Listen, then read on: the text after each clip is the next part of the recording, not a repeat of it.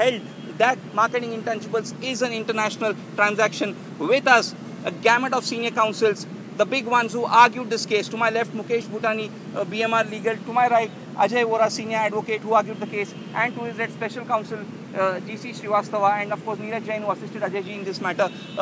First, I'll go to Mukesh Bhai. Mukesh Bhai, the key principles laid down by the Delhi High Court in the case. I think the key principles laid down, as you started off, was that many principles which were not clarified by the special bench in the LG case seems to have been clarified. We of course need to read the judgment in detail. On the first preliminary question, LG decision has been confirmed that there is an international transaction.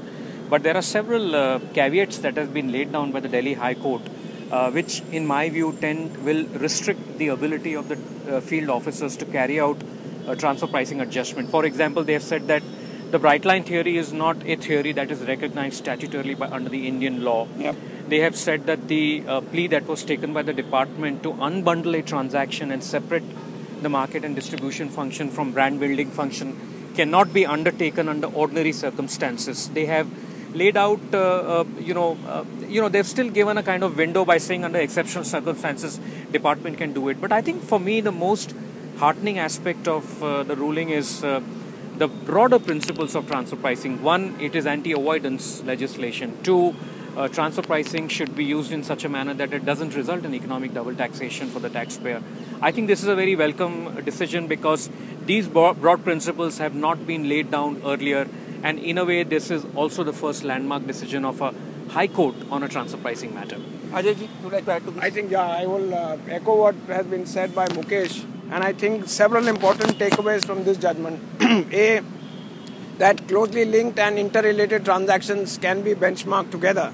You can apply a combined entity approach to benchmark and determine transfer pricing adjustment qua such transaction.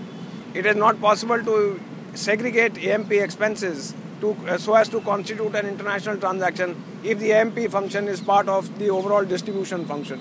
And then, as Mukesh said, the ceiling on the transfer pricing adjustment should not result in double taxation. I think very important takeaways from this judgment, and we are extremely delighted and happy with the way the judgment has been delivered and rendered. I think lays down important principles, important guidelines which need to be followed by both the taxpayers and the taxing authority in order to avoid any unproductive, frivolous litigation in the future. Srivastava sir, you think you think this is the middle of the road judgment that you were expecting? No, or you think it's one way or the other? This is unexpected lines because while the arguments were going on, these are all the issues that did crop up.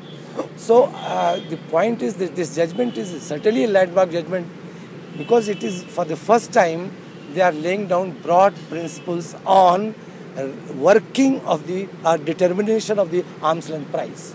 They have gone into methods, they have gone into the lordships have gone into, say, routine, non-routine expense, bright line, comparability analysis.